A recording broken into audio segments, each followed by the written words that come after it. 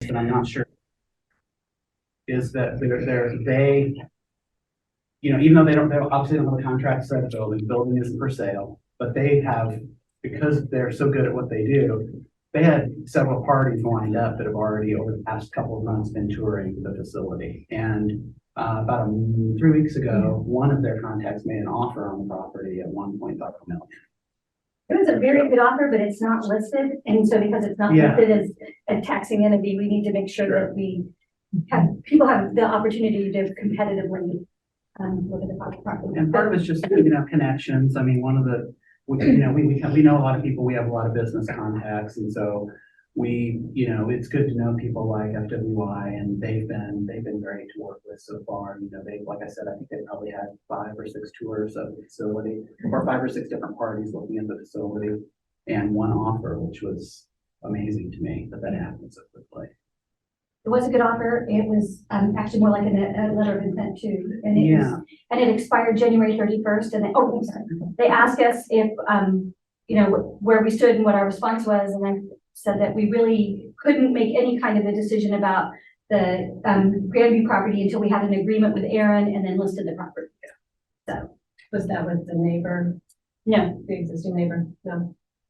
The existing. Not the Kona Ice people. No, Well, I right. thought maybe we could win Kona Ice. Yeah, there you go. I know. When So consider that. Actually, I think they said he did make an offer, but it was like $250,000. Just just one of those guys constantly paying people to steal on something. So Then we would have to get a lot of Kona Ice. George, anything? Not right now, no. Georgie, could you, I'm not locating this in my email. Yeah, we just realized that it didn't get to you guys. And so I have egg all over my face, but I will send it to you tonight. Okay, so we're just doing question time here with Aaron while he's present. This is not something that we'll be deciding or taking any action on. This will be something that we'll discuss at a board. Yeah, closed session after the board in February, later, week after next. Week after next. Week after. Okay, thank you. All right. George is here, so turn it back over to him.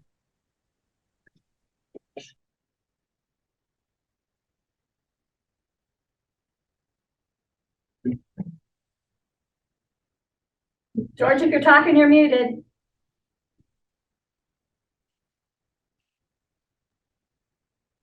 Can you guys hear me now? Yes. Okay. I was asking if there's anything else that needs to be discussed on this particular topic. While we've got Aaron and Ann here, why don't we just ask you to give us a brief overview of how this relates to your strategic plan. John, you want to take that one? Yeah. 5-minute version of it. So with our new strategic plan that was approved in August, we are moving, as you all know, towards a much more community-based services. Our vision long-term for the Yuma facility is that we would still have some individuals that are working for us and eventually at minimum wage. We also, we're taking everyone through discovery, so we don't have an answer. Like, and I know we talked about this at the last board meeting, exactly what those services are going to look like, but we imagine that there will be a desire by some to have a more traditional day situation, especially for people who've worked for us for 30 years, to continue maybe riding the bus and then going out into the community from a home base, so to speak. So we know that there's work that needs to be done to that facility in order to bring it into this new iteration of Job One. So that, we don't have specific plans yet for what that would look like, but we would foresee this as kind of a seed to a capital campaign, most likely, to allow us then to make the Yuma building be what we need it to be for the next 20 or 30 years and bring it into the future. I know it's a really big picture because I don't have, like specific, this is what it's going to look like and these are the things we need, because we don't know yet. But we know that neither of the facilities that we have currently are doing what we need them to do for the people that we're serving. The Grandview building is sitting empty. We're using the administrative building as office landing space for our careers team, and we do have that type of thing there, but that team would function better if they were in a building that was on the bus line potentially. So we're talking about when we leave the Grandview campus, probably finding some like a tenant space that's on the bus line more conveniently located, but still on the south side. Like what we have in the Northland, where it's a place that people can come and we can do meetings and we can have our staff land there, but it's much more accessible than where we're located in Grandview. And then have the human facility become, our future. So, but yeah, that is our hope, is that by having the part of the proceeds from the sale, that would allow us then to do a capital. But we have still several quarters of talking to people that we serve before we know Yes, exactly what that should look like. services we're gonna build out, programs, and then what's the building need to accommodate that. So we wanna make sure we get the course. Yeah. Right. Yeah, because, and to your point, the 150,000 is the things that we just know have to be done right And we'll do away. those right away. Yeah, Once the deal gets done, we'll put a new parking lot in, put the HVAC unit up. And do all those basic things. Yeah, the bigger picture stuff, we want to have that be intentional. Will that expand the parking lot? No, it'll just be to strip it and. We have plenty of parking there, it's just that it's in bad shape. Yeah. Yeah. Thanks.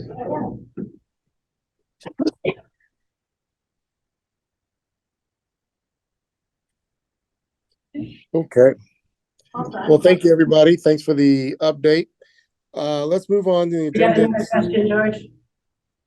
As far as the future plan, I was just wondering about the workshop dates. I know that we might have some people there working, but what's the plan? Yeah, for we that don't, service? we're not closing the workshop, Yeah, so we're transitioning it, we're changing. to a minimum wage. So we are, at some point in the next couple of quarters, we're gonna get serious about our t-shirt printing business. We just haven't had the bandwidth to do that. We've had a staff member luckily who's been figuring out the business. That'll be a way for some of our folks that need that option to work in a facility-based employment setting, have something new and innovative, something we control. And we're gonna keep a couple of our workshop contracts for people who want that and who can, that work makes sense.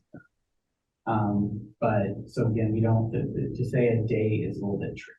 I would say, I think where a lot of the confusion has come around is when people hear the end of a 14C certificate, they think that means the end of the workshop. That date, we can tell you, our current 14C certificate expires at the end of 2024. And so we in our strategic plan, we have the option to renew one more time. That would take us, but I don't think there's going to be a need for that. What we're seeing is that that's not the desire of the people that we're serving. And so as we take people through discovery, what we're seeing so far is people are really enjoying being out in the community. I know that because we've seen the success over the years that people will likely find community jobs.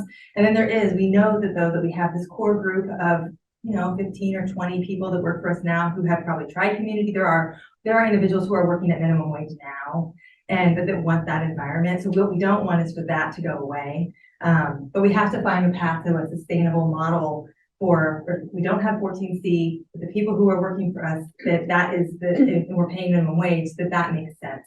Because if not, if they're working for us, but they're at 20% productivity, that's why the 14C certificate exists, right? But we know there's a job for them in the community where they can be meeting that business's needs at minimum wage. And so it's putting all those pieces in place so that there's this, but it takes so much time. So I know that's where the confusion I think is coming from, is we are ending our 14C certificate probably by the end of next year. So that's why there's so much urgency around getting waivers for the people that currently work for us, because we can't serve them in a different way until that's in place, and we can't wait until 2024 to start working on getting waivers. And that's another reason why we want to go fast on this. Yes. Because we control, we can control. We want to get, we really want to get all of our energies focused. We will be talking capital campaign. That'll take some organizational capacity to do that. But we really want to put the farm services for the people that we serve. Because again, until we know what they need, capital campaign is silly, right? Like we've got to know that first. For our newer board members, do you need an explanation of 14C?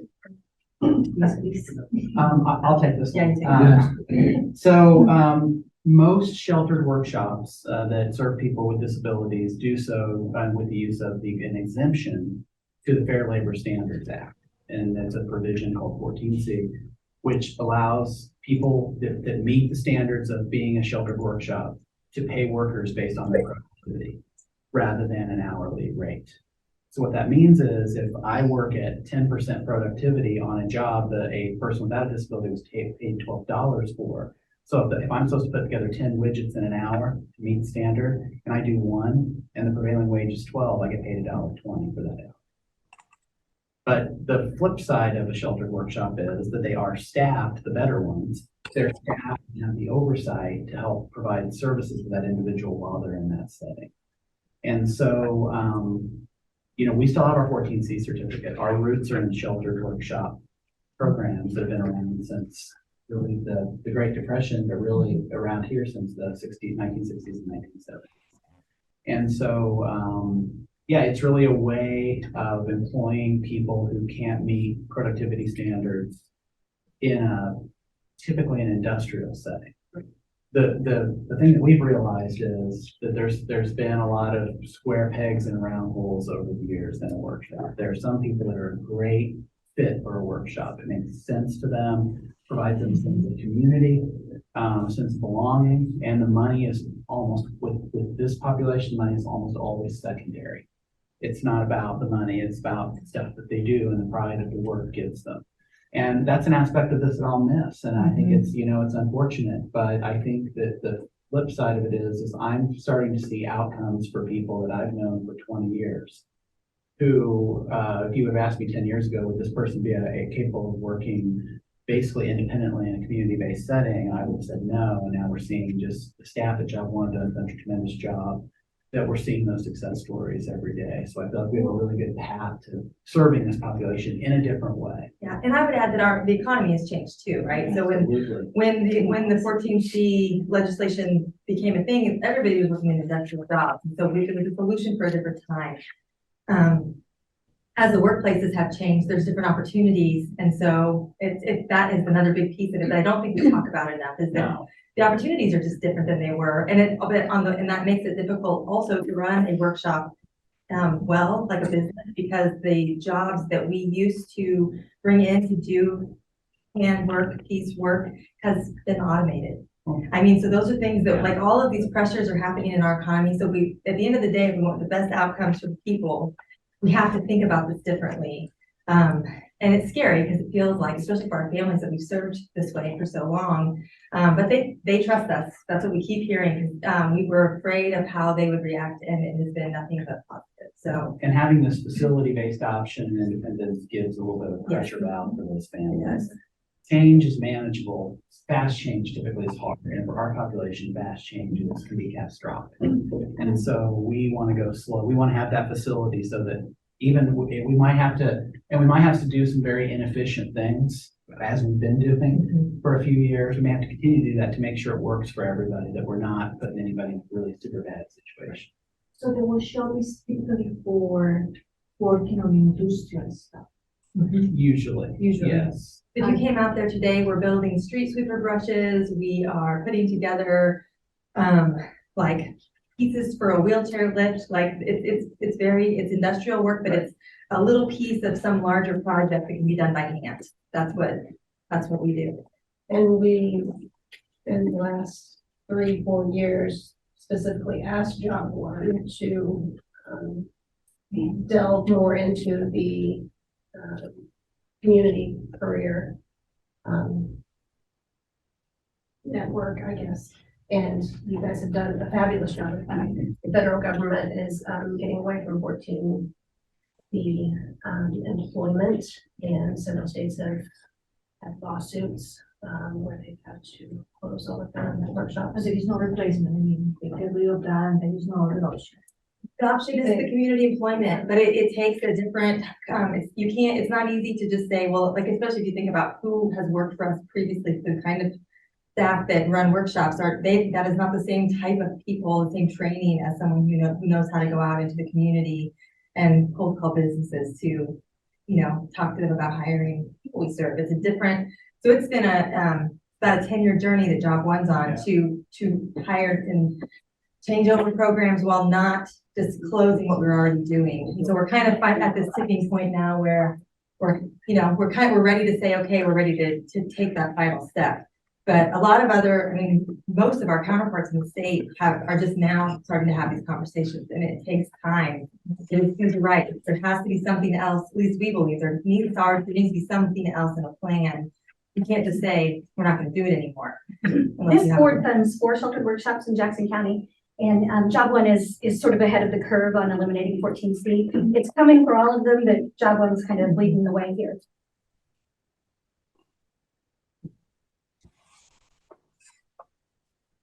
Okay. Any other discussion or questions? All right. Hearing none, can we move forward in the agenda, and we'll move on to Marvin's report with properties. Thanks, Aaron and everybody. Thank you. Thank you. Margaret has a written report too, so if we don't have time for all of it, he can just send that to you. Are there any questions about the end of 2022? Everyone got that report, I believe, right? Yes. Okay, good. I can share a few things, exciting things that are happening in 2023. If there's no real questions on 2022. We've actually been dealing with, we've been digging into our mechanical rooms on our facilities in depth with actually the agencies and their maintenance representatives for our facilities. And we're actually finding that we've created some new partnerships in some of our agencies, and we're able to really dive in and take care of some mechanical problems that not necessarily are needed repaired right away, but we were able to take care of some things for the future. And what that means is that a lot of this equipment that's sitting around, vital equipment, that there's not really a preventative maintenance program for, like a hot water heater. Usually, your hot water heater's bad when you have no hot water or the bottom's blown out of it. But we're trying to get ahead of the curve on all of this stuff. And we have been digging deep in our mechanical rooms. And Tom's been real gracious to help us guide us through this so that we can get a lot of this work done that not necessarily was on a budget for us. But we're able to really get into these rooms deep now. And that's a really exciting thing for us. I am getting the correct personnel in line to start our engineering and drawing portion of the Blue Valley DPI downtown project to get the front concrete and everything. Number one, more accessible, but number two, we've got a lot of degrading and scaling going on that property that needs to be taken care of. You guys passed it on the budget, so we're moving right ahead. It's hard to, I don't know why it seems to be getting a little easier to find contractors, but harder to get them to give us a realistic number.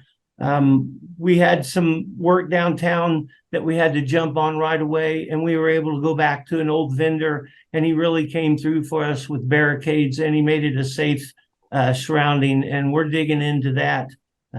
We had a drainage ditch collapse on us. Metal grates and all just fell in. And so we've been able to react on that stuff really quick, which is exciting for me. Things are moving right along, but for 2023, it's exciting that we're getting a start. We're actually getting people lined up early to get on to our projects instead of waiting until the year when everybody's already full. And that's a really good thing. Other than that, I'm getting ready for some snow tonight. Georgie, I'll be ready for work tomorrow. The building will be open, so go with that.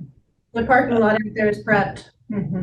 Yeah, everybody's prepped. I hit Dot, I hit everybody. Saves us about $800 if I go out there and do it ourselves, and I've got the product I got on sale to do it. So we're good to go to 25 below zero. I'm ready for tomorrow. It's not gonna get that cold, Marvin.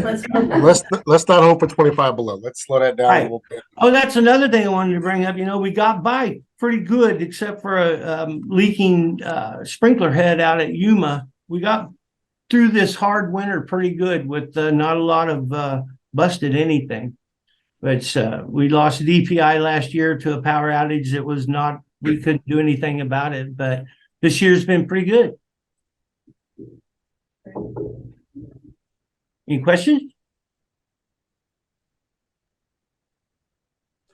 All right. Thanks to Marvin. Thank you. Let's move on to next on our agenda is the presentation for the service quarterly reports. Amanda, who wants to start us off? Let's see, it looks like agency relations is starting us off. It does. Tracy's coming to the Yes. table. I'm going to share my screen. Is the PowerPoint gonna be? Yes, it is. Lovely, good. That's how I'm gonna begin.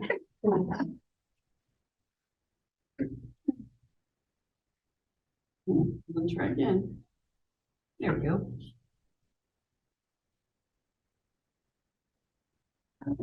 So for the new board members, I'm Tracy Mock and the supervisor for the agency relations team, and have been here for about 15 years. So let me just tell you what's been going on with agency relations. I have been kind of on my own for a bit. I'm doing some rethinking about the other position that I have in my department. So I'll talk about that, but the last quarter was a lot of planning to prep for what was coming. Scheduling meetings with our agencies, going out and visiting agencies and then scheduling new meetings for the new staff person. Checking in on outcomes for our agencies because they submit those on a quarterly basis.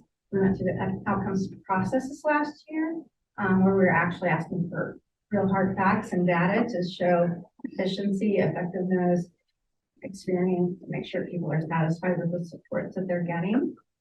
This all comes from those funded application grants that we do yearly. So job one you just saw is one of those recipients. So they're getting better and better with their outcome data. It's just been a process. I think for a long time they wrote a lot of stories down for us on paper, and we liked seeing the stories, but now we actually have some data to go with those stories. So that's good. So I think the most exciting thing in my department really is that we have two focuses now. I've been involved in general teaching, which is training that we provide to direct support folks and others. And it's really about a philosophy of gentleness with the people we support. And that's something that I'm excited to get back to and be able to spend more time on now that I have some support in my department. And within the general teaching that I'm doing is I've been working a little bit more collaboratively with agencies and consultation to sort of help implement what we teach in the class, which has been really helpful. Also been modifying the training to help some agencies specifically work with certain folks. Residential provider recently, I did 2 sets of trainings for them and was able to focus the training right on them and the people they support, and it was awesome. They were already starting to plan what they were going to do when they got back, so it was really exciting. You need me to forward that. And the other piece of my department that I'm really excited to talk about is last quarter we were working on adding advocacy. You're right. Okay, so make sure. You're fine. Adding advocacy to our department in a little bit different way than what community outreach does.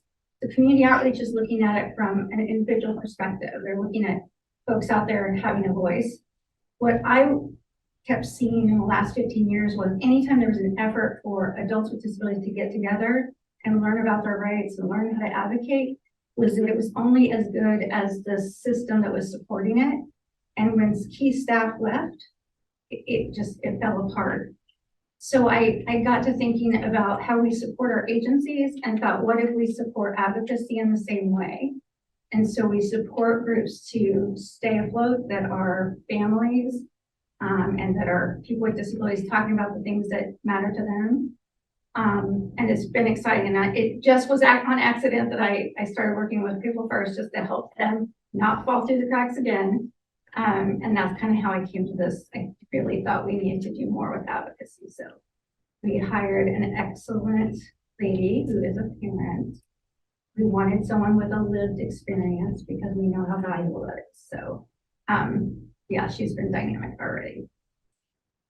I think that's the stuff I wanted to share that was exciting. Do you have any questions? You know, Norm, is this from last time? I didn't do Norman. That was a, Job one I think day. he is. Okay, it was last. Yeah, we got to watch the video. Yeah. you know what? I think I did. I'm sorry. That was mine. I didn't really good. I apologize. So you'll be hearing from Tracy every quarter. So that's wanted to give you step back for a minute and explain what we do here for those of you who are new. We get to hear all the great stuff about properties, and then we move to services and programs. So I have the honor of getting to work with all those at ETOS, which includes Tracy and her department working with the providers. So all of the grants that you will approve next year and that were approved in November of ETOS taxpayer money, Tracy and her teammate Amy will be going out and working with all the providers, make sure things are going well, doing course correction if needed, or consulting, whatever is needed to make sure things are going well there. And you'll learn a lot about the different agencies, because I think they're going to do presentations, aren't they? Throughout the year. So that's fabulous. Excuse me, I have a question. How Yeah. do they communicate these services to the population, to the families? How is that communicated? Through the grants that we give out to agencies, or Through the services themselves, the services that provided? ETOS provides? How are those communicated? Because she is in charge of the services that go to the families, or am I confused? She monitors contracts We share that we give to providers providers. to provide services. And then Sure. the services go to the service coordinators. Nope. Go to Job One, go directly to Maddie Rhodes, go directly to Down Syndrome Innovations, Southeast Workshop, Children's Blue Center Valley, Repaired, Children's and Center. that goes, So that's a, depending to the agency that is communicated to the families about.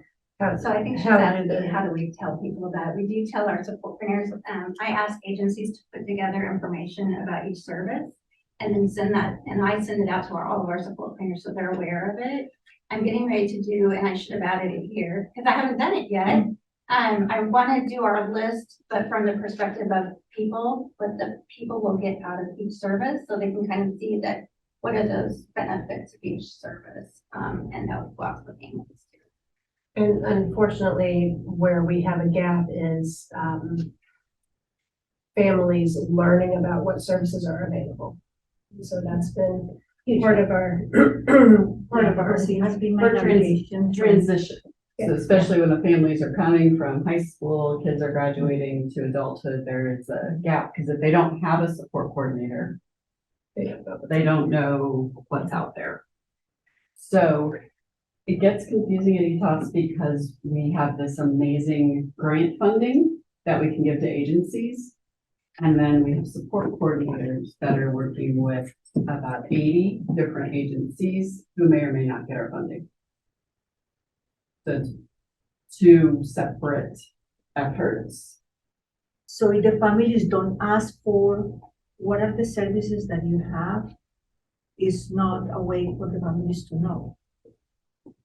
Because that happened to me. I mean, in my navigation since I was, Sure. my son was 3 years old. I have to dig deeper. Otherwise, because it's not posted out there. Right? So I was always thinking, if it's not posted there today, don't they want us to know? That was my why. because they spend this money. That was my, Oh, sure. because they don't want to spend the money and the government wanted to keep it to themselves. So that's all my wonders, you know, throughout the year, because it wasn't easy. It wasn't easy at all. You know, To get to thank you know so to the much bottom. for bringing that Yeah. point up. That's so important. And that's something that in our strategic plan, hopefully we can address more, because we've been looking at that. Transition planning is so difficult for families. Yeah, and When parents you- from my community came to me asking me, why are you getting those services? Well, long story, I can't tell you where to start, but it's a long, long way. Yes. You're in really good company. You're with a group of advocates here on this board. That's why I who- wanted to be here. So, we really will be better with your perspective and insight, in helping us, get the word out to the community and also make sure we're communicating clearly to the families we already work with. Yeah, it's really important. Thank you. Tracy, can you speak to the new agencies, how they're doing? I'm excited about them. So we've met with each of them at least twice. Good. So let's see, Exceptional Humans is probably the farthest down the path of opening day. They have an office. They had set up this last weekend to get it set up. They purchased some of their equipment, which Tom might have gotten a receipt for. And so they're really close and they're looking for people to participate. A lot of those folks are going to be, some could be people with waivers, but the focus is more towards people that don't have any services at all. And so those are really exciting because they're going to learn, people are going to learn their rights, their resources through tech. So they're going to use computers for podcasting and videos, just learn all the different elements of tech and be able to use that to go out and speak to people about having a disability, what that's like, what they can do, you know, all that positive stuff. So that's very exciting. That's close, real close.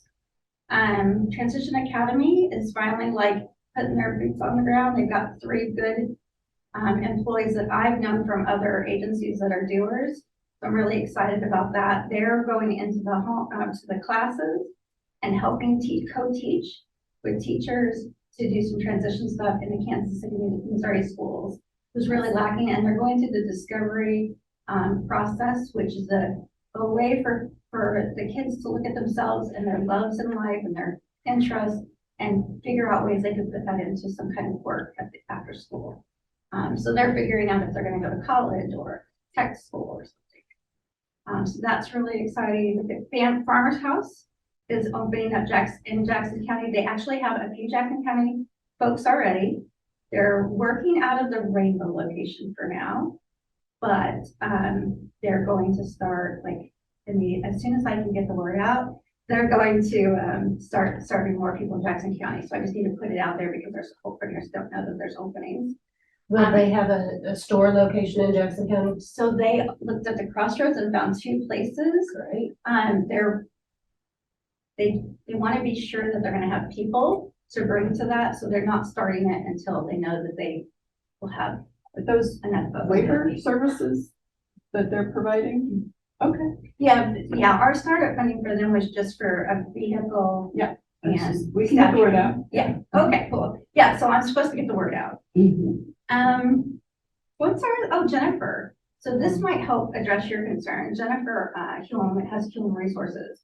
And she has sent out information to all the schools to talk about what she's doing. She's doing a lot of stuff around guardianship, but specifically around transition for our funds application. I'm open to help whatever way. Right, and so she really is gonna help families that are not in the system at all, don't have the regional office, or don't have Medicaid potentially, to look at, say, you need to call KCRO, you need, all the things that you need to do, that if the babies just came out with a manual in their hand, I just keep saying, if they just had a book, but you have to go through that every time, and it's not fair to the mom or the dad, sorry.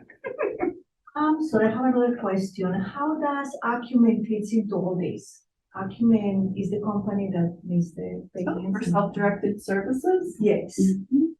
different, I guess. I don't know if that. So Acumen is just basically like a fiscal agent to process payroll for families that hire and train their own staff. In Missouri, you don't have a choice of a fiscal agent. And every 3 years, they take it to contract or take it out for bid. So every 3 years, the lowest bidder gets that contract, and it is an absolute mess. It's out of our control, but it's something that families should be advocating strongly for. DMH, the Department of Mental Health, is very aware that it's a broken system. We are advocating that the fiscal agent be a waivered service that a family has a choice of Provider. provider. But that funding does not come from us, that No. comes from the department.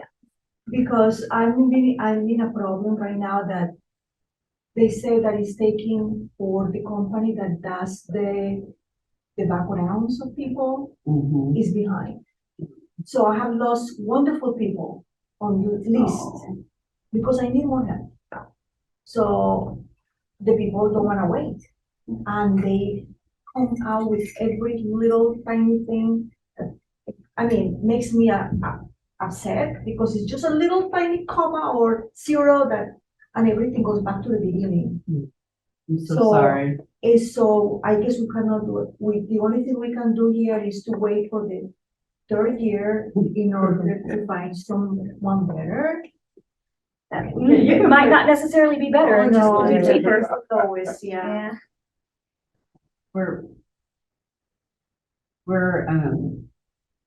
We hear that a lot. I'm sorry, that Acumen is, and that whole self-directed support system is this great opportunity for families to direct services and hire their own people, yet it comes with all of this accounting. Because I was thinking, if that issue is so difficult to fix, why don't you pay the family member that is taking care of the child? Because there is no help out there. So, I mean. A family member can be paid as long as they're not the guardian. Yeah, Yeah, but not that's the the, father, not the other Yeah. person. as long as they're not the guardian. But if the guardian is one of the parents, the other guardian, the other parent can. Yeah, as long as they're not co-guardians. So my husband, As long as can, they're, and you're So over my- 18, yeah, as long as you're not co-guardians. even if he's the father. Okay, thank you. We're starting our team 8. Editas is having specialized caseload, and one of the services they're going to be really focusing on is self-directed support, so that you can get into that. It's a very Usually, complicated system, it's and a lot of incredible. support coordinators don't work with it often enough to be able to be knowledgeable in advising families. So we feel like if we can, Amanda's, One team, yeah, if they can specialize, then they can help you more. because it's very complicated. Thanks. Make it easy. Nope. Okay, Alright. so Kathy.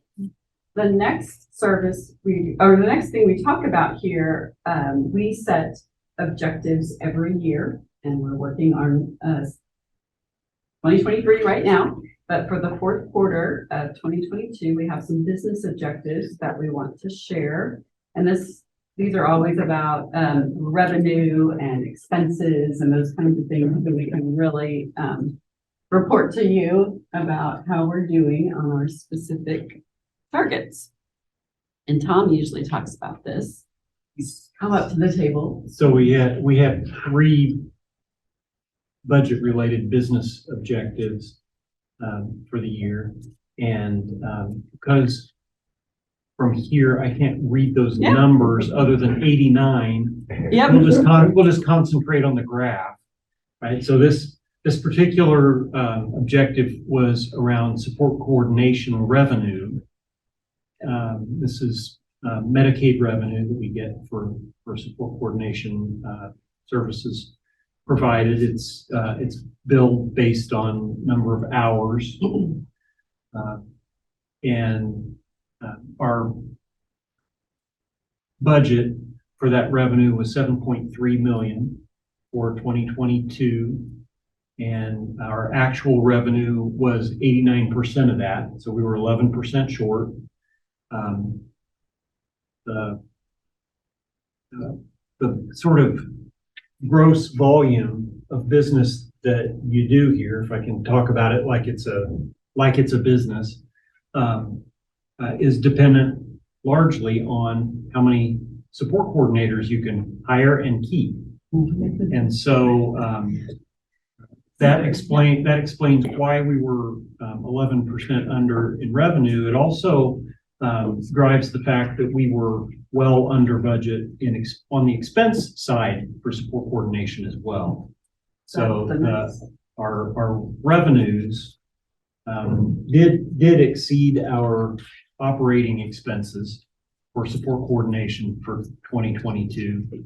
But the economics of that are getting harder and harder.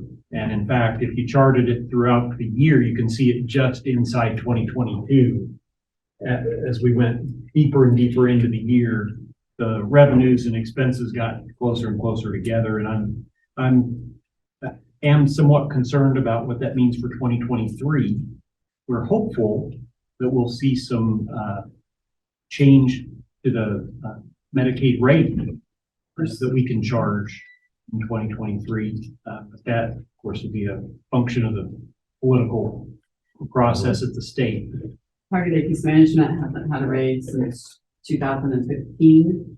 A lot of the other provider services have received increases. So direct support services are the most important and should have gotten the increase first. And now we're really hopeful that we can be kind of lumped in with more direct support increases. That's how the division is marketing it to the legislature. But we as an agency have increased our pay. We have, yes, so we had to recruit staff. So the starting salary for support coordination increased by $8,000 over the course of the year. We lost 23 support coordinators and hired 23 support coordinators. And you'll see later that that wasn't all resignations, some of it was promotion and that kind of a thing. But we're still down. And we have hope that by March, we will have a good number of new SCs ready to go. Interviews have been happening and happen. Shannon has been in interviews nonstop. Yeah. So good though. It's good. The second budget related goal we have is to operate within our expense budget. And on this particular graph, it's good to be under 100%. So we actually finished 5% under budget on the total expenses. And I literally cannot read any of those numbers. What's the red number up there? 18,131,164 was the target, and we came in at 17,300,732 and 21 cents unaudited. Right. Numbers there. I don't want to. Very good. So the third goal is we like to be able to talk about what percentage of our expenses are for administration. We want people to understand their tax dollars are going to us, that they're going for services and for supporting people that we and they care about. And so our goal was 12.5% of our expenses would be administrative. Our baseline for the previous year was 12%. When we came into this year, I was concerned that because we were changing executive directors, that we're going to have to spend some administrative money to search for an executive director. Then we're going to have to spend some administrative money to onboard and probably some legal fees to implement changes that a new executive director might want. And we also needed some administrative money to say farewell to our old executive director. So we managed to do some of all of that, and we did it. And I think we came out at 12.1%. So we're well under the goal that we set at the beginning of the year, and almost we're down to the same level as we were in the prior year when we didn't have any of those back. Right. Okay, thank you, Tom. Appreciate that. So this is a report for you, and it's also something we share with all ETOS staff. So rather than Tom doing that full budget report we do for you all every month, we check in with our staff every quarter with those indicators as a way to let everybody know how we're doing. Okay, Melinda Barnett is up with community outreach. The goal is not to keep you here all night and to give you a really good sense of what we do here. All right, thank you, Amanda. So as Amanda said, I'm Melinda Barnett. I'm the supervisor of our community outreach department. So we support people that don't have Medicaid, and then we also represent ETOS in the community events and doing presentations. And so first of all, I wanted to talk about, since we're community outreach, I wanted to talk about how many people we're reaching. So as far as new referrals, we have gotten 39. So we get new referrals from the Kansas City Regional Office.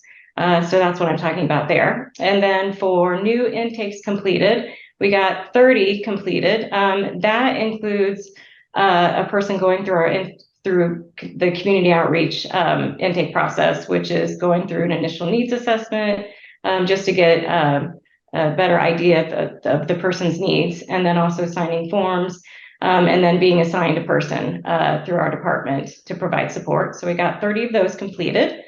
The average number of people supported per month was 138. We've gone back to pre-pandemic numbers. During the pandemic, we were basically cut in half with the referrals that we were getting. So it's good that we're back to pre-pandemic numbers. We also provide resources to anybody that calls from the community. So those are informational referral calls. We got 70 of those last quarter, and the most requested resources or the themes for resources requested were mental health resources, benefits guidance, and connecting with support coordination, which kind of goes along, I think, with what is going on in society right now with people experiencing anxiety and then also inflation, and so that were the most resources that we had requested. And then we also receive requests for resource information from TCM. We got 36 of those directed towards our community resources coordinator and our autism resources specialist. And then we provided 101 new referrals for resources in the community. And that was through our informational referral calls and then the resource information to TCM. So then next I want to talk about Medicaid eligibility and benefits. So last quarter we obtained Medicaid for 20 people. That was less than third quarter. A little less. It seems like it goes in waves for having Medicaid eligibility determination. And so it was a little less for the fourth quarter. And then for referrals for benefits planning and assistance, we've received referrals again from TCM and then also within COD and from the community. And so that total was 70. That is pretty consistent with the all 4 quarters. So next then I want to talk about eligibility determination for SB 40 funded supports. And so our community outreach specialist started determining eligibility or confirming eligibility for people who were wanting to participate in the programs that ETOS provides funding to for the agencies. And so our community outreach specialist had confirmed 17 eligible for those supports. And the agencies that were included in that were Ability KC, the ACE program, Job One, and DPI. And then our community outreach specialist also confirms eligibility for SB 40 funding for our transportation. And so she determined eligibility for 19 people. This included then requests for transportation through DOT and then also for bus passes through KCATA. And then for our objectives, I'm not going to go through in the consideration of time. I'm not going to go through all of the objectives, but there were 3 that we did not meet the objective for, or the target for. And so I wanted to talk about those. The first is for effectiveness, the percentage of people who indicate COD staff connects them to local support services and resources. We got 85%. The target is 90%, and we got 85%. I think that part of that is because the amount of monthly satisfaction. So this is, let me back up. This is based on our monthly satisfaction surveys and then the annual satisfaction survey. And so I contact 3 people per month, just 3 random people per month that are supported through COD. And so it varies with how many people I'm able to get in touch with of those 3 people. So that is something that I'm changing in 2023 to be able to contact more people and hopefully get more data for that. And then for the efficiency objective as well, the percentage of people who were provided resources within 30 days, we got 77%. When the target is 90%, that is, I believe, for a couple of different reasons. We had a lot of changes within our department. Our community outreach specialist was new. Our autism resources specialist was new in the position. And then we had the community health resource specialist that was also new. And so I think people getting acclimated to their new positions and how our department works was a factor. And then also with the holiday season, I think that it was more difficult to get a hold of people. And so I think that is why that number was lower. Okay, and then on this one, we did meet the target for satisfaction for persons served, for goals and needs being addressed. So the first objective is based on, we also do transfer to TCM surveys and needs met surveys. So the transfer to TCM surveys are when a person transfers, obviously, to TCM to see their experience, how their experience was with our department. Linda, explain that to them real quick. We've got a lot of new board members that may not understand what you're talking about. Oh, okay, yes, yeah. Or you can. So when a person becomes eligible for Medicaid, they then transfer over to our support coordination department. And so with that, we do survey then of how a person's experience was within our department. So that is that survey. And then we also have a needs met survey.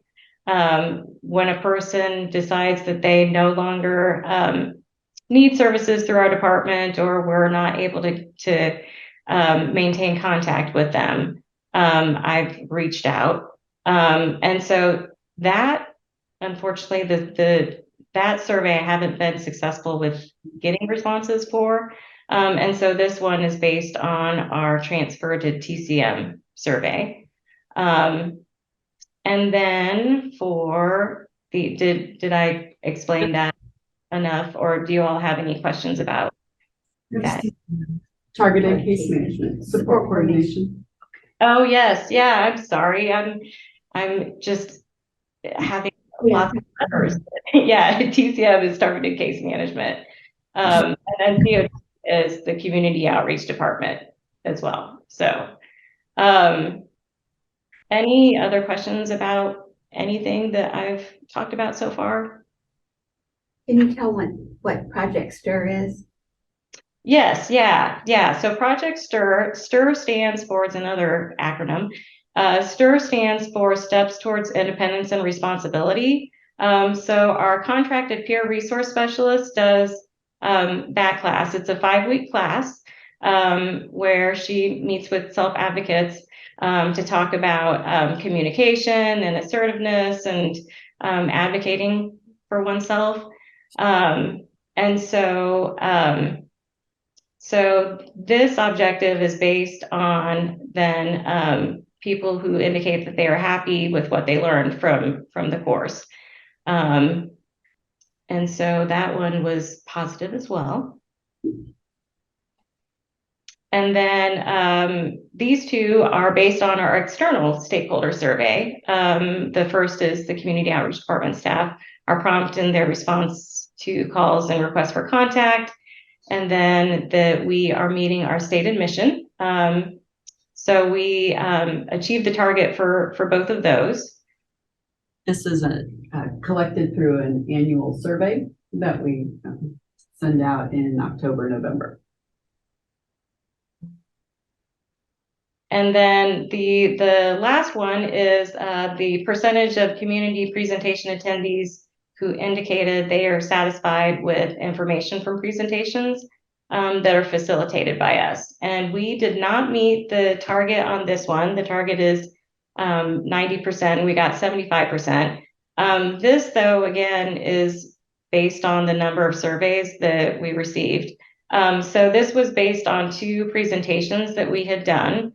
One for an event, Disability Mentoring Day, and then another for SWOPE Health.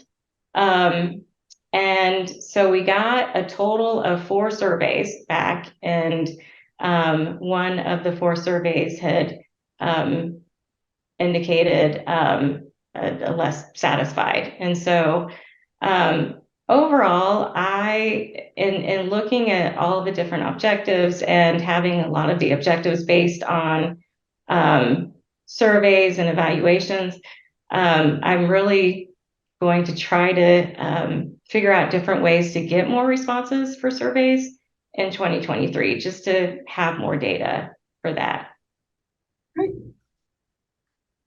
So you're starting a new year and you're getting like an annual taste of data here. So it's a lot. Okay. Any questions for Melinda? There is gonna be a workshop on February 24th from 9:30 to 12:30. That is part of the outreach program. The trauma focus. It's called Trauma and Work. Yeah, Lindy is going to present that and talk more about that. She's the training supervisor. So it's not Melinda. Yeah, It's the Kevin. community outreach department is something that we developed just in the last couple of years as well, for specifically families, again, that don't know what's available or don't have Medicaid services, can call and work with the community outreach department to figure out if they're Medicaid eligible. I talked about the Medicaid specialist that helps them determine eligibility and what services are available. So is this something that I can post on Facebook so that the people know? Or how does? The training? Yes. Sure. It may be filling up, but Okay. And you can also follow us on Facebook, and when you follow us, these things will get announced, and you can just share those posts as much as you want. Anything, feel free to share. Oh yeah, and yeah. So speaking of representing ETOS in the community, we had a few activities last quarter. The first was the Lee Summit Community Resource Expo, which our benefit specialist Jennifer Seidel was at. It was for through the Lee Summit School District, and so for parents and students. And then the middle picture is one of our Project STIR classes. And then the last picture is the Health Equity Collaborative Celebration. And so that was one of the grants that we participated in with Institute for Human Development. It addressed health equity through grassroots grassroots advocacy. And so we, from 2020 to 2022, did different activities related to that. And Jasmine McCurry, our community health resource specialist, is continuing that then in 2023. So that is it. That's it. All right. Okay, I think we are moving on to Roger. Thank you, Melinda. Thank you, Melinda. Thank you. Good evening, everyone. My name's Roger Montero. I manage the transportation department for us.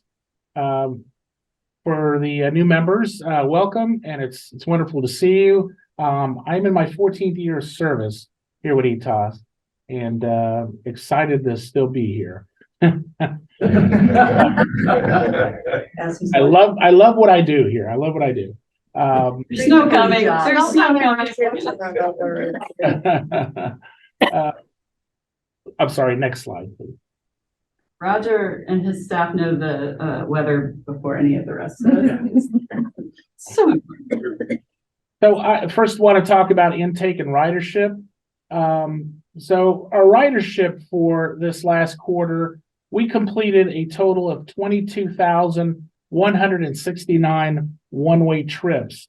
What a one-way trip represents is picking up a passenger from point A and taking them to point B, and then that would be considered a one-way trip. Most of our passengers travel a round trip. So on a normal day that we'll pick them up, take them to their day program, and then bring them back in the afternoon. That would be considered 2 trips. So that's kind of how that breaks down.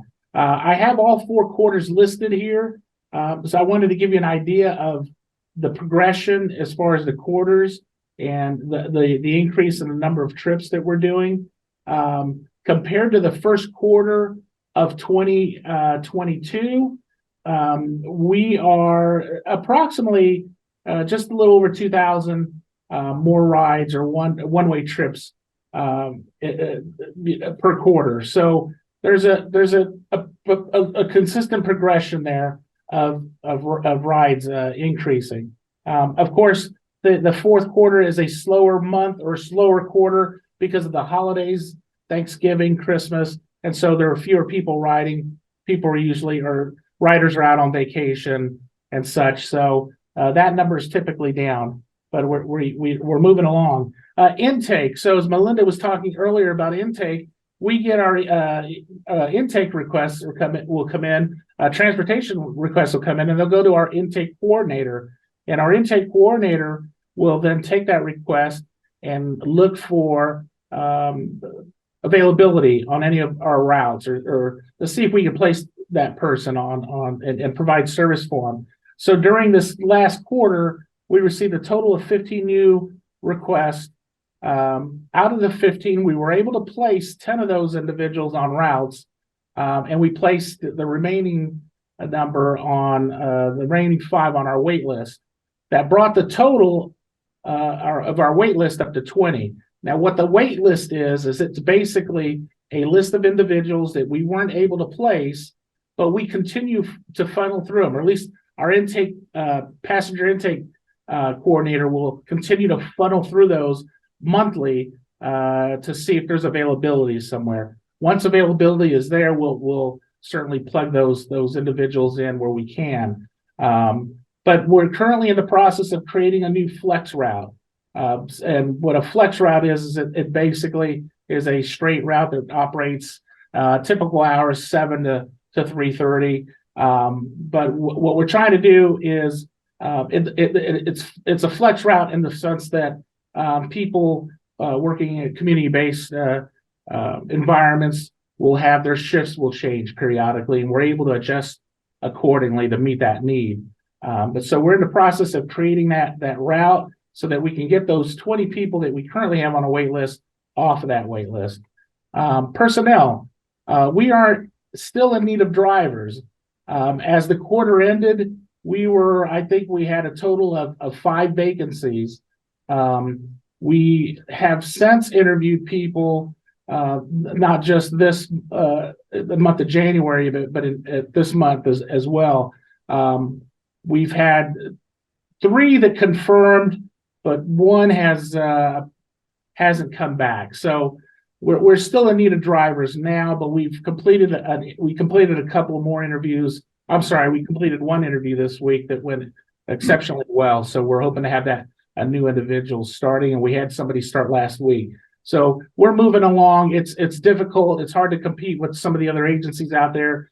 CDL drivers are hard to find, but we are starting to progress and get those positions filled.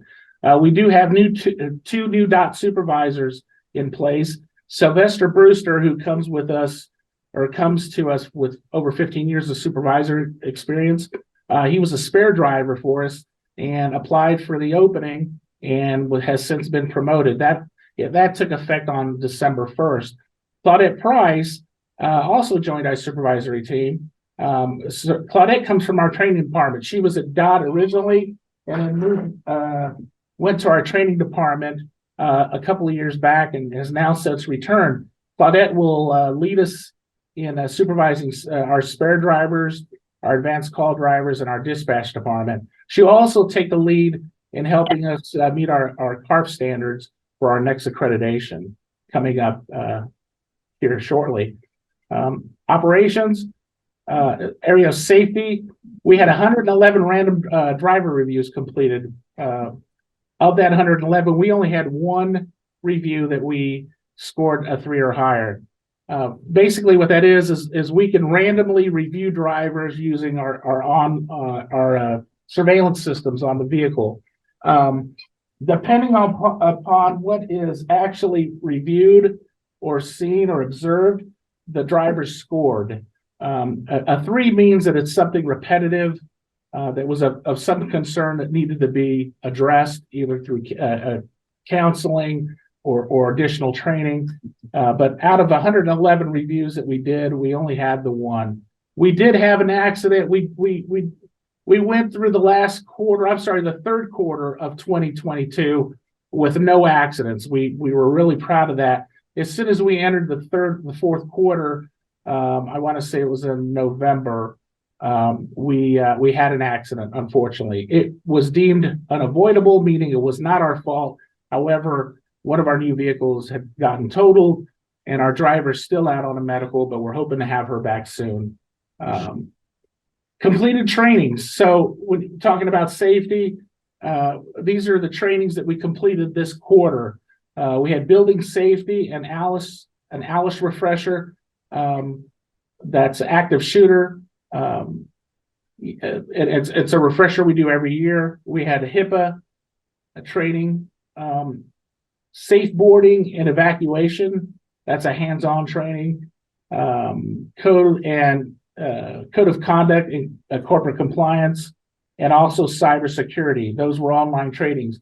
But everything that we do is competency-based. So all of our drivers are tested, or our staff actually are tested to make sure that they understand the training and they passed it successfully. Moving over to maintenance, we had a total of 271 maintenance requests during this last quarter. A maintenance request can be anything from having one of our vehicles serviced to an outside agency. So of that 271, 224 were ETOS vehicles and 47 were outside agencies. Again, those maintenance requests can vary. It can be anything from a flat tire to replacing an engine.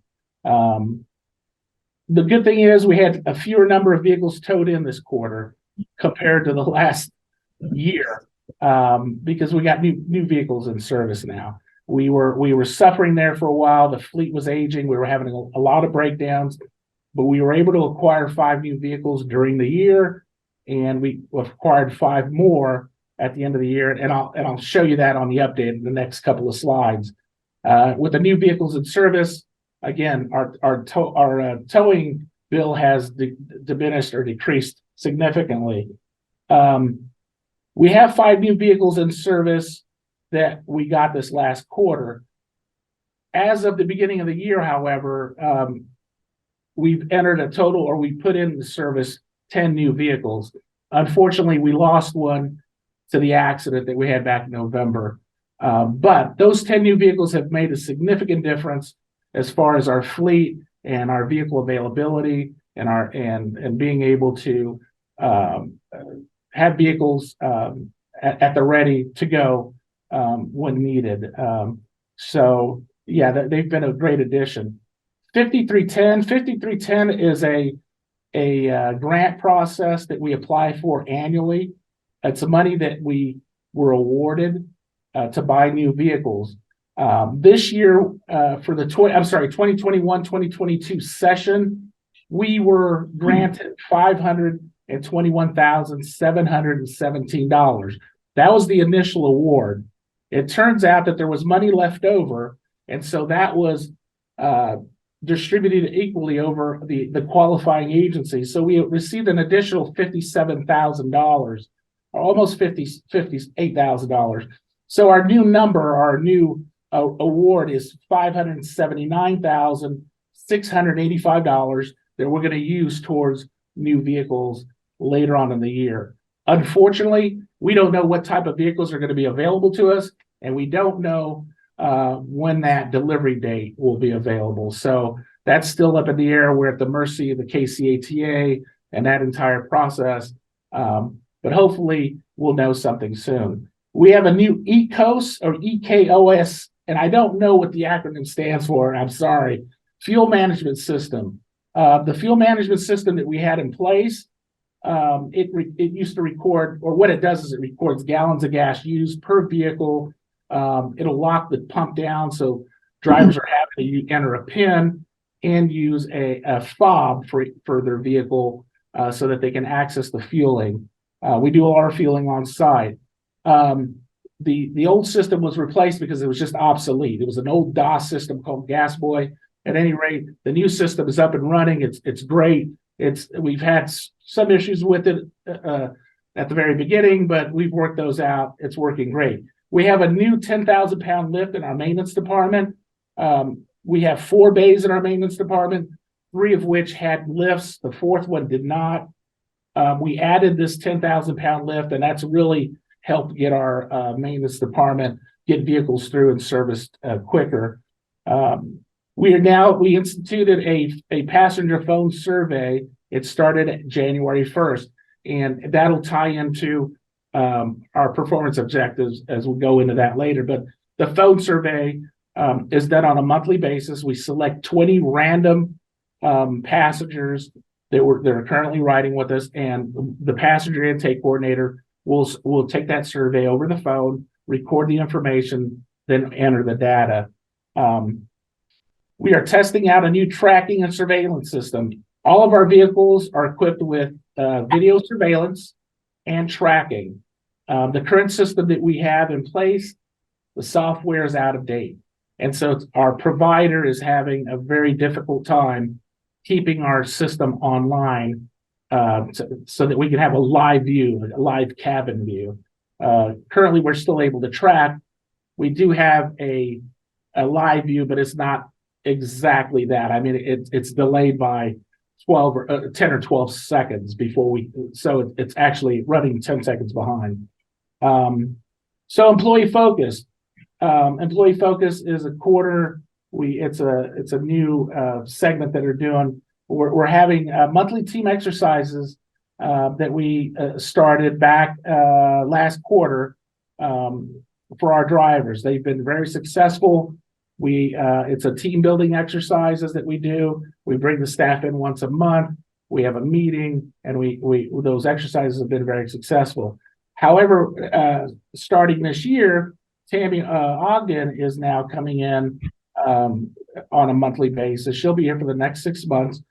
She's going to be working with all of our staff on personal growth, teamwork, and ethos values, so that we get a better understanding of one another and help further promote our ethos values. The You Pick 'em challenge it's a football. It's a weekly you're picking your favorite team. And at the end of the year, what we did is we tallied up who won. We had to wait till the Super Bowl was over. We finally got a winner. I'm happy to announce Kenneth Bird. Kenneth Bird won, and I'm gonna buy him lunch at the nearest or the drive-through restaurant of his choice. Congratulations to him. He did a great job, but we had some runners up. Unfortunately, they both picked the Super Bowl. Both picked the Chiefs to win the Super Bowl. So Kenneth ended up winning. Our holiday food drive was a big success. We had three large boxes. I'm sorry, of food that we placed out in the lobby. We had initially put those out prior to Thanksgiving. Unfortunately, there just wasn't a whole lot of activity or a whole lot of donations going on. But after Thanksgiving, everyone is in this, the holiday spirit. By Christmas, we had 3 giant boxes full of dry goods and canned goods that we donated to harvesters. So it was a big success, and we're looking forward to doing it again this next year. Next slide, please. Our performance objectives for the fourth quarter. So in efficiency, we're trying to maximize safety by reducing accidents and unsafe driving behaviors. This is focused on our drivers. Our target is 90%. We want to be accident and incident free within a 30-day period, and we're looking to do that and hit a 90% objective target. Excuse me. For the year, first quarter we met at 92. Second quarter was a little harder on us in that the month of June we had a total of 3 accidents. Of those 3, 2 were our fault, and so that really affected our percentage in the second quarter. Third quarter we bounced back. Fourth quarter we were still in pretty decent shape. Service access. So performance objectives, transportation request process within 20 days of being received. This is specific to our passenger intake coordinator. The goal here is to, when we get a transportation request, to process it, to either find a route to place that person on, or find an alternative, or put them on the wait list and continue to work towards placement. Our target is 95%. We did exceptionally well throughout the year until the fourth quarter, when our passenger intake coordinator went on maternity leave and the backup person was out on the medical. So the obligation fell to me, and I dropped the ball. I totally dropped the ball. I had 2 or 3 requests that I did not get processed within 20 days. And so that really affected our percentage there. I promise you that moving into the end of the first quarter of this year, that will be back up to 100%. I think our average is still really good, Roger. Yeah, it is. We have a question, Roger. Yes, ma'am. Roger, when a person applies for transportation, you said that it's approximately it takes about 20 days for the request to be fulfilled? Realistically, those requests are processed. Our coordinator gets them in within 2 or 3 days of receiving them. But our goal is 20 days. In the past, we had some requests that were lingering around for 30 and 60 days, and we had to change that. So we set that goal to 20. We created the passenger intake coordinator, that specific job, and it's really been successful. The coordinator does a great job. She usually has them in processing within 1 or 2 days of getting them. Amy does an excellent job. I have another question. Yes, ma'am. Very well what you meant by one-way trip. So when the families have a child to go to the place, it's just one way? So yeah, it's just, we only count, so one-way trips, what that represents is picking. Hold on. We provide round trip service. Yeah. He's just measuring it by one-way trips because some people don't go both ways. Right. So he wants to Oh, provide but- how many trips did we do? But there is also round trips. Yes. Oh. Oh, yes, yeah, He was most concerned about, gotcha. we weren't just doing one It's not thing. left there. Right. No, most definitely. So our satisfaction surveys, Melinda was talking about this in her presentation. We looked out our satisfaction survey for individuals, families, and guardians. The question, drivers are courteous and helpful. Our target was 90%. We actually hit 96% of all of those surveyed, or those surveys returned. Our outcome number 2, drivers are on time. We were targeting 90%. We actually hit 95% of those surveys. We passed out 310 surveys, and that's what this little graph is. Of the 310, we got 122 back. However, these surveys are only done once a year.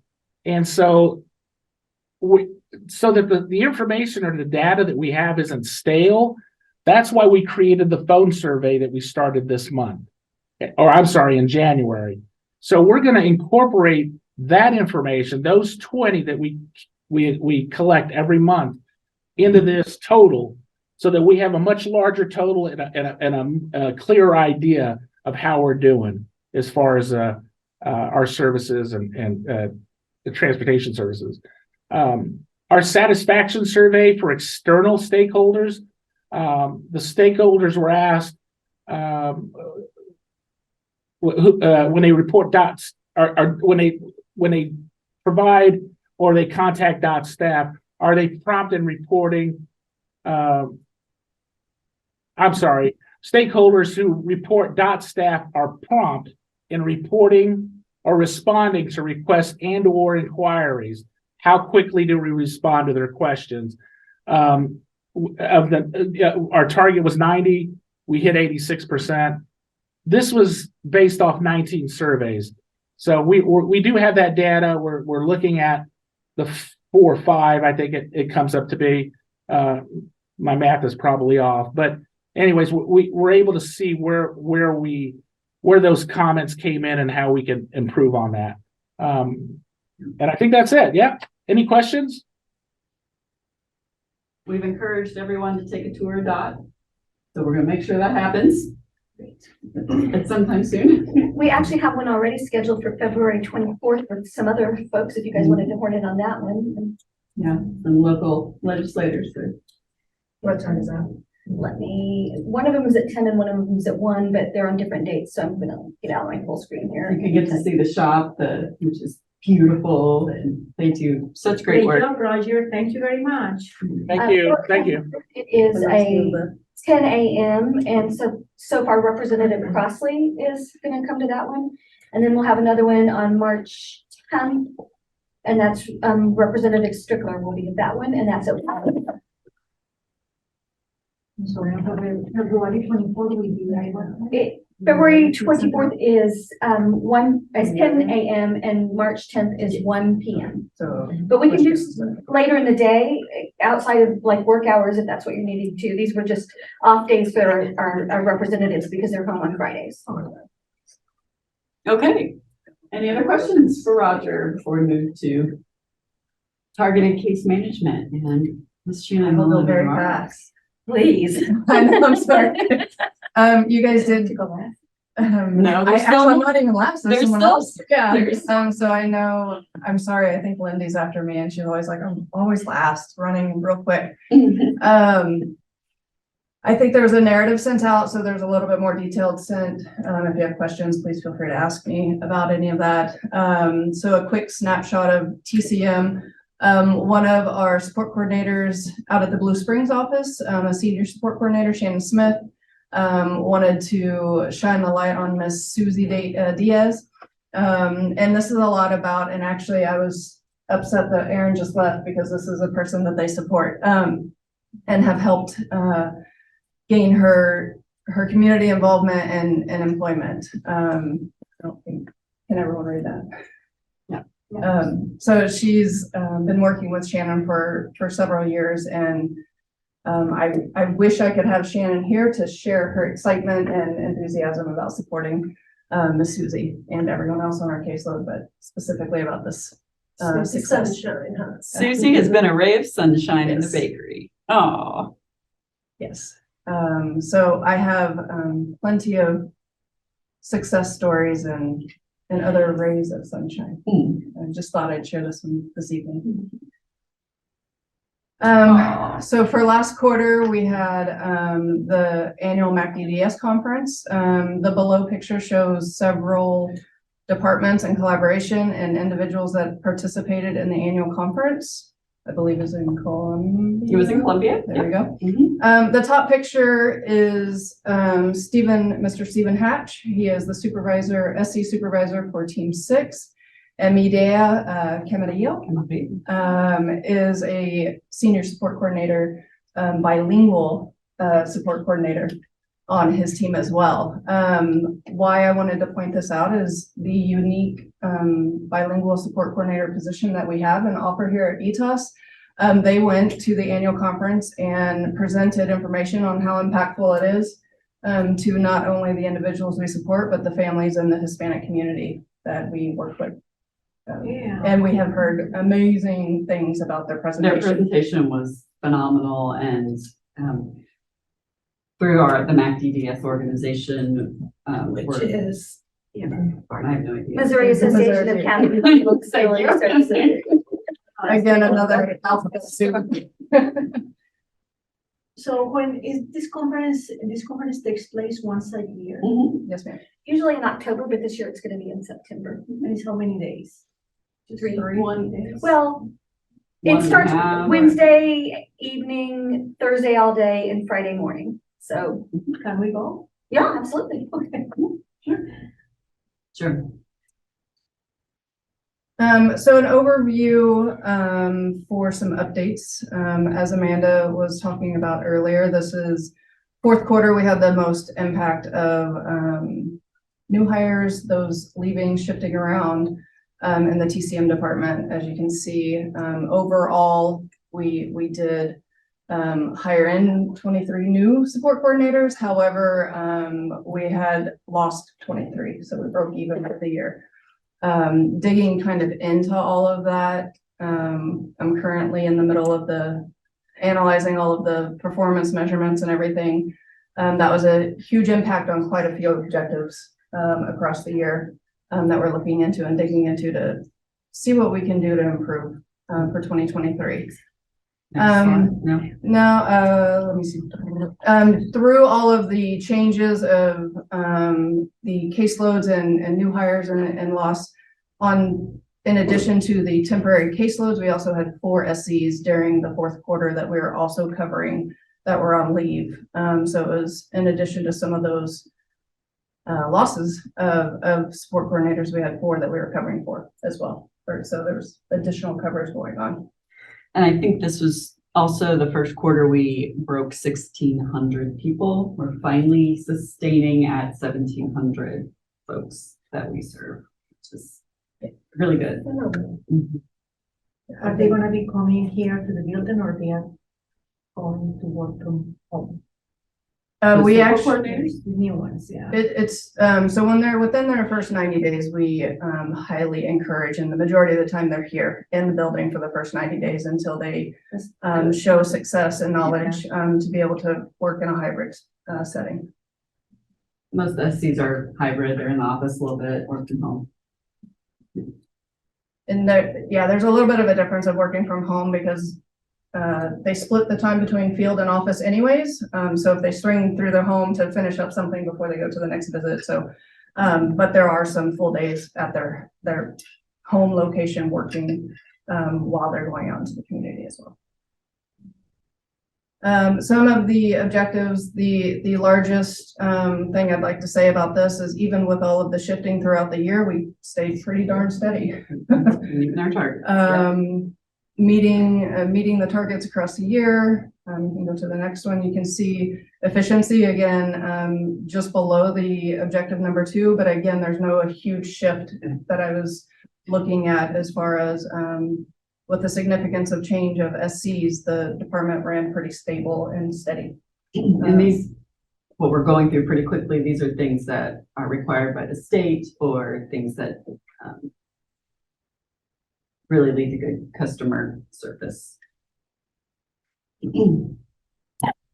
The service access, those two objectives, we have, those are getting, when Melinda is talking about community outreach department and transitioning over, we have 2 business days to get them permanently assigned to a support coordinator.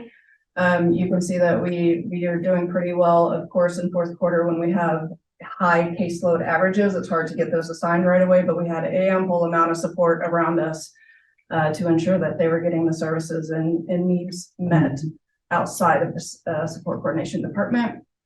And as well as, I believe I said it last quarter, the 30-day eligibility determination, I'm reporting on that because I don't want to change throughout halfway through the year. However, we've confirmed, and it is a 60-day initial plan. It's a 30-day initial plan meeting. So we were measuring the incorrect item of eligibility. So we have that fixed, and the 2023 will be the correct 30-day measurement. And satisfaction, again, we do a lot of a little bit opposite of DOT. We have a lot of internal like phone call surveys, so we have a lot of data that way. And however, you can see fourth quarter dipped a little bit low. That included our annual satisfaction information. That is the one time, not the best return rate. So we're diving into like, how can we get people to return information to us?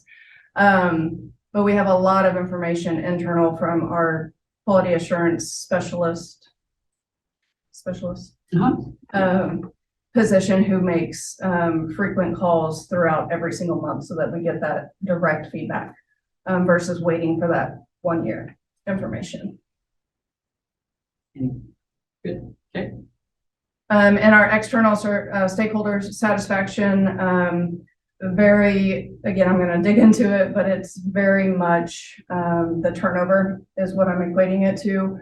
When you have new SCs that might not have experience or knowledge immediately, or the constant shifting of a person on a caseload, that is not pleasant.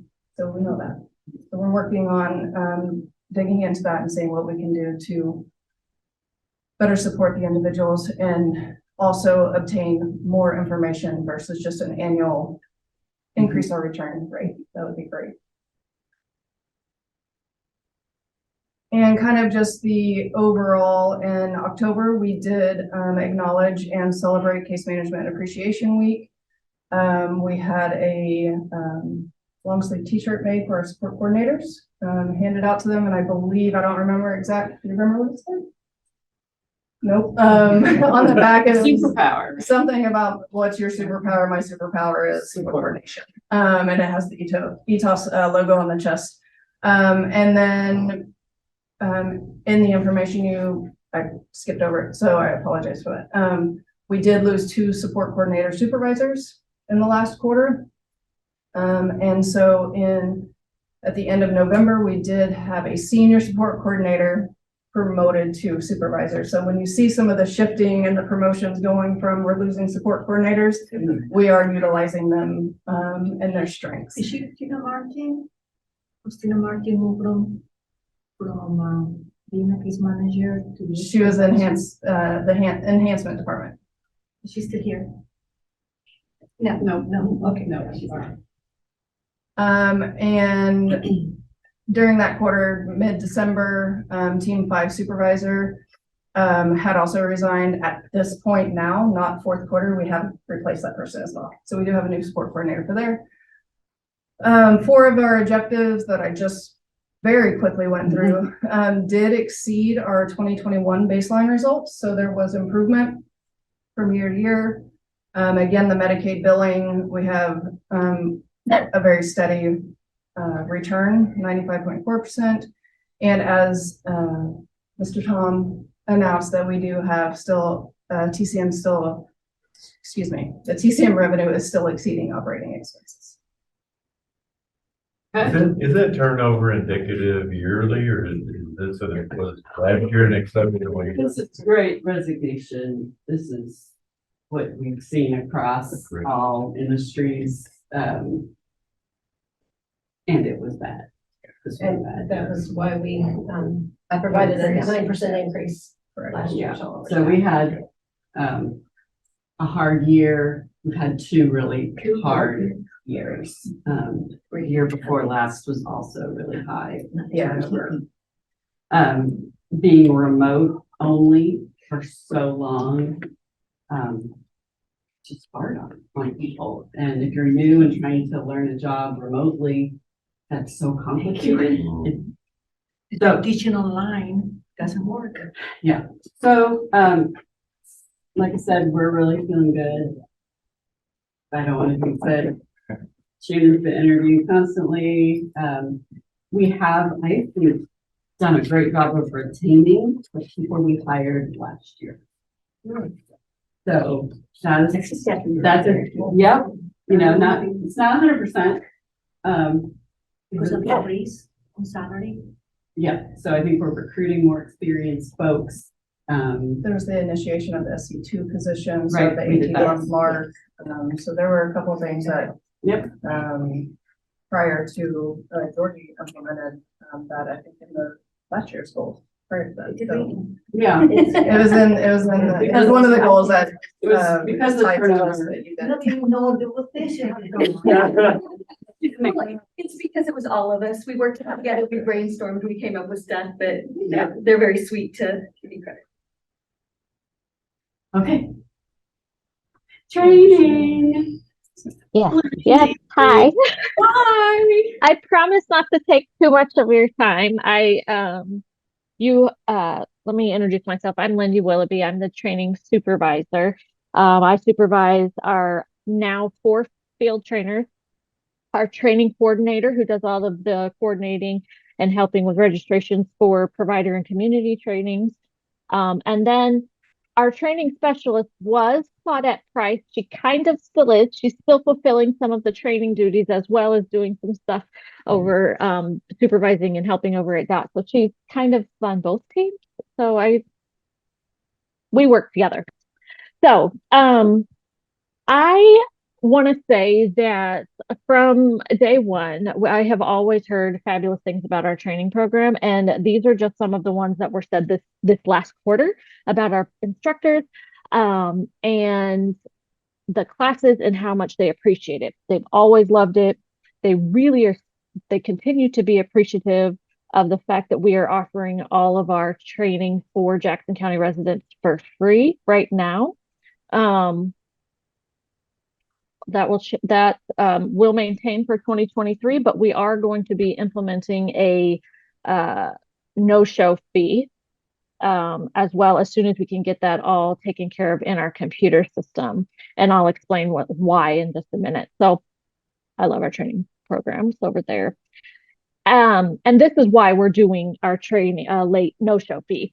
While we only we had approximately 80% attendance rate versus enrollment rate, which isn't terrible, but most of those no-shows for trainings were in classes like level 1 med aid certification or CPR and first aid, which have a limited number of people that we can have in those classes. And so we weren't able to backfill. So then it just makes it more difficult to get classes, direct support staff trained to be able to support individuals. And we want to make sure that if we're going to offer training for free, that we're doing it in a responsible way. So here soon we will be implementing, Amanda, did we say $25? Sure. Yep. Thanks. About a $25 a no-show fee per person that does not give the notice that we ask them to do. So it gives us time to backfill. But we continue, our numbers keep going up. We're almost close to where we were pre-COVID. We had about 900 some enroll for this last year, which is really close to what we did. Now we did not have that many actually show up, but we had that many enrolled. So that is we're getting better. We continue to, you can go ahead. we continue to add trainings. This year, we did a workshop, a lunch and learn workshop for families and individuals in partnership with Rockhurst University, with the Prosperity Center at Rockhurst University. My mistake there. That in November, about ABLE accounts and legacy planning, things like that. There were about 10 people who were in attendance. We had about 15 enrolled. So that was actually not too terribly bad. This was the first of this type of training that we had done. I'm hoping to be able to connect with them this year and maybe do some more. So moving on with our support coordination training, our field trainers, just to clarify for those of you who are new, our field trainers do all of our direct training of support coordinators. They spend a lot of time either in the classroom or in a classroom setting, basically in the room that you're in right now, training that way or training in a side-by-side format and helping do as they get their caseload. So these are some things. I'm blessed to have an amazing team with, and the field trainers are wonderful. They have the biggest hearts, and they're very much appreciated by the support coordinators that they've worked with. Best training experience I've ever had. I've heard that several times in the last couple of years, especially. We've had, 23 in and 23 out people for the last couple of years. It's been busy, so we've had a lot of time to really streamline and perfect our training processes because we've done a lot. Silver lining. Yep. Strengths perspective.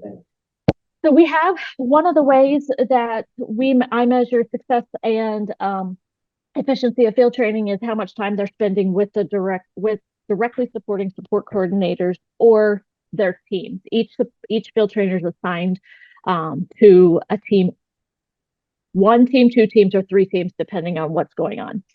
And as you can see, my target rate for this last year was that they spent approximately 65% of their time directly supporting SCs. And if you can see, they blew that out of the water. It's 82% for last year. Last quarter, average about 82.5 for the whole year.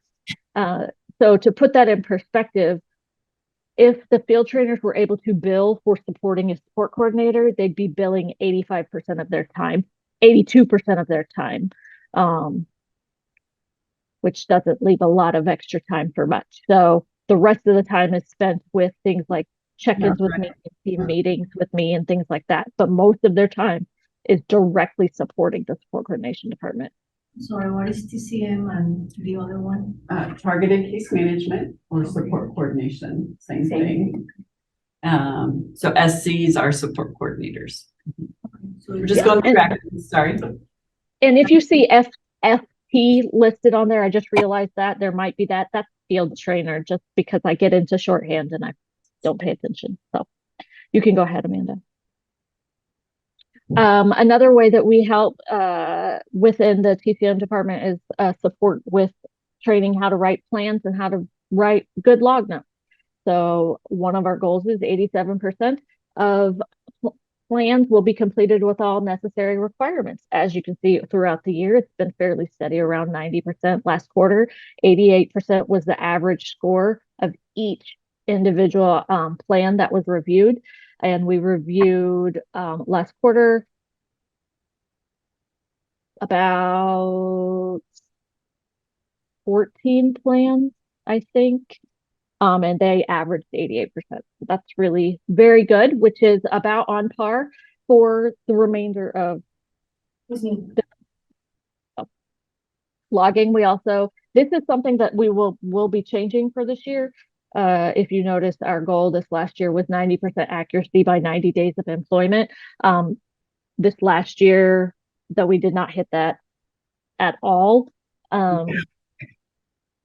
We never broke 70%.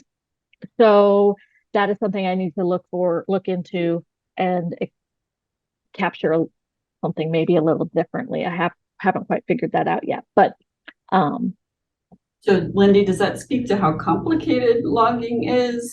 It absolutely does. What we in training are looking at is best practice I don't want to say perfect, but best practice, high quality log notes.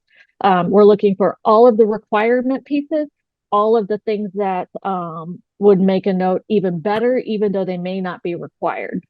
So as a whole, I think I wrote on my narrative here that as a whole, the error areas are within quality. So almost all of the corrections that needed to be made or that could be made on a log note were not something that would be needed to be reimbursable by Medicaid. But because log notes have so many parts, if there's one small piece that is missing from a log note, the entire log note is counted as an error. So if they review 30 log notes and they forget to title 5 of them, there's 5 errors right there out of it, and they only got 25 out of 30. So log notes are complicated and they have to log for every single interaction they have. So it gets lengthy.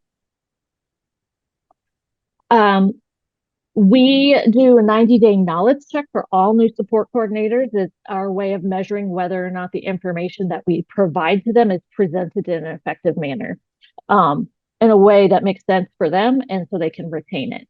The average scores on those are 90 or above. I did not put the individual scores in here, but I did put the knowledge check scores in the narrative. And if you look at those, the individuals who scored below what our goal of 87% is, they were identified very, very quickly, and those supports had been provided to them either at the moment or ongoing. So, but as you can see, this shows me that the training that we are providing is done in a manner that 97% of our SCs they retain 97% of it, which is amazing considering the amount of information that we have to provide. And they have to remember.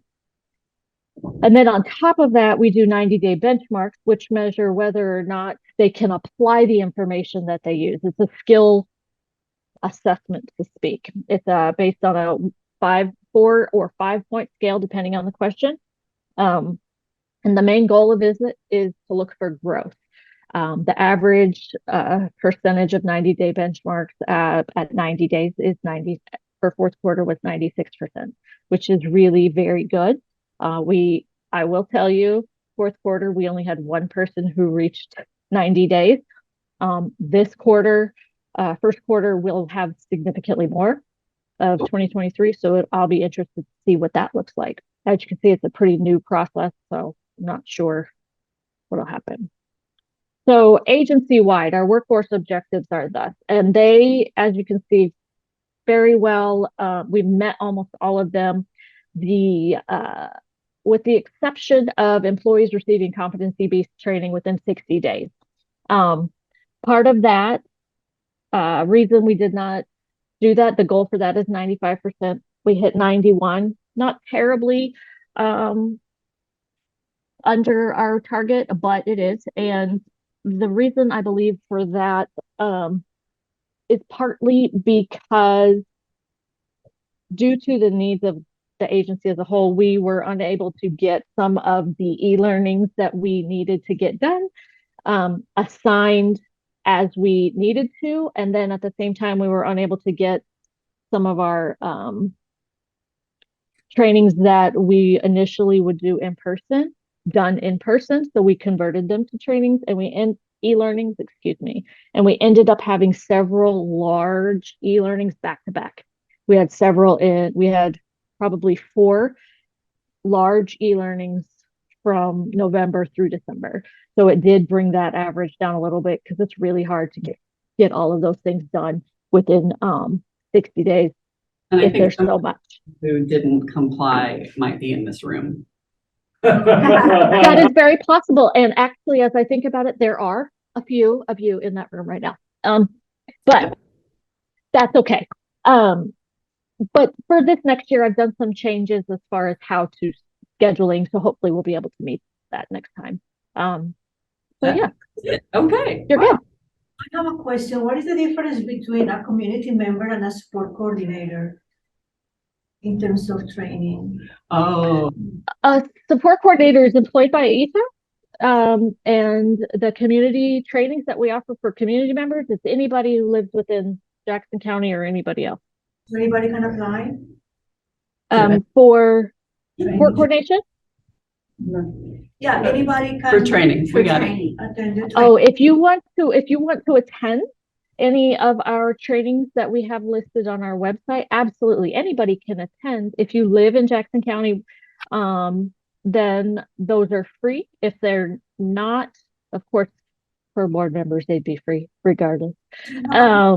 But you register online, anybody and everybody is welcome to attend. We have multiple trainings that we offer every month. We also have a few that we offer every quarter.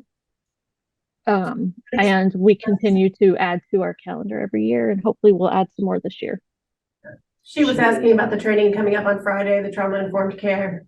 Next Friday? Yes. 2 Fridays from now. Absolutely. That's actually, I facilitate that training. If you're interested in attending that, we can absolutely get you on the list. That is 3-hour training. Anybody can attend. That is a trauma-informed and supporting individuals with intellectual and developmental disabilities. It's a little bit more narrow view of trauma. We also have a broader view trauma awareness training that we do. So that's coming up as well. Qualifying for CEUs for those trainings. Unfortunately, no, I'm not licensed, so I can't provide CEUs, and we aren't able to provide the CEUs. I am more than willing to give participation certificates, and we do, but unfortunately not for CEUs. So are all those trainings provided in the Facebook group? ETA's Facebook? They're listed Your there. You website. can- Anytime, I try to, not all of our trainings go out on a ETAS Facebook. The ones that are regularly occurring, like MedAid and things like that, those don't go out. Sometimes I'll have Dan send out a trauma awareness if it hadn't been provided for a while. Typically, I send that out via email to our general interest email list. And anything that is new goes out via Facebook, and all of that.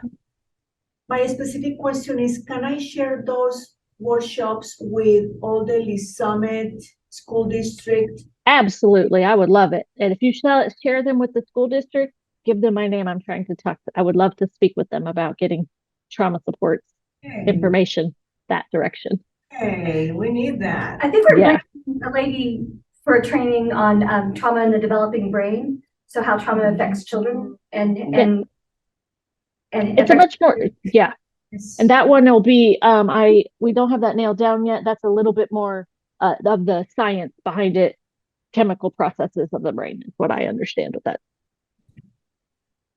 So yeah, please feel free to share any of our trainings that you see far and wide. So you say that you can communicate with them, with the Lee School District? I don't have contact for them, but if you would like to send that information to them, that would be amazing. Yeah, she's the in charge. Absolutely. There's plenty of space. Thank you. You're very welcome. Thank you, Mandy. You're very welcome. Thank you. You made it through.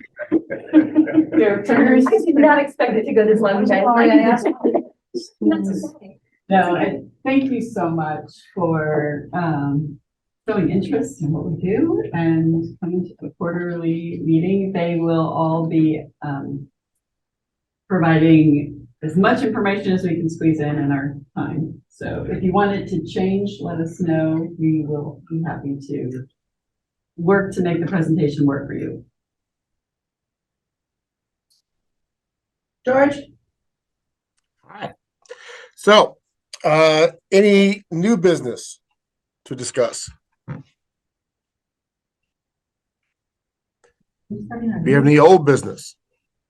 Do we need to approve the minutes from the last meeting? They were included in the packet.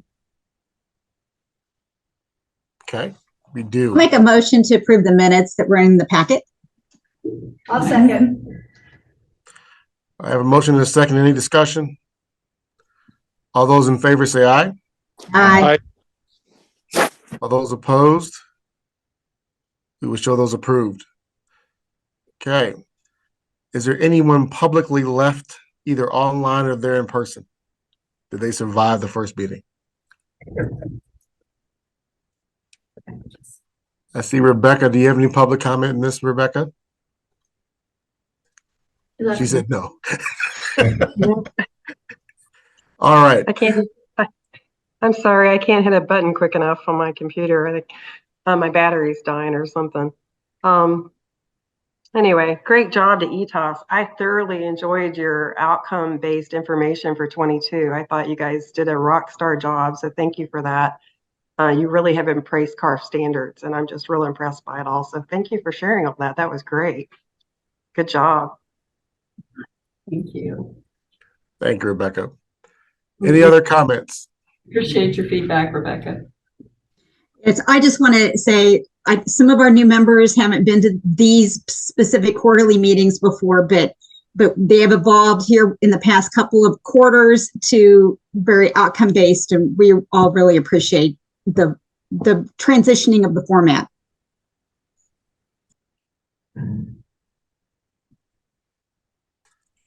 All right. Any other comments? All right. Seeing or hearing none, do I have a motion to adjourn? I'll second. All right. All those in favor say aye. Aye. All right. We will show this meeting adjourned. We will see everybody in a couple of weeks. Thank you, everybody. Have a good day.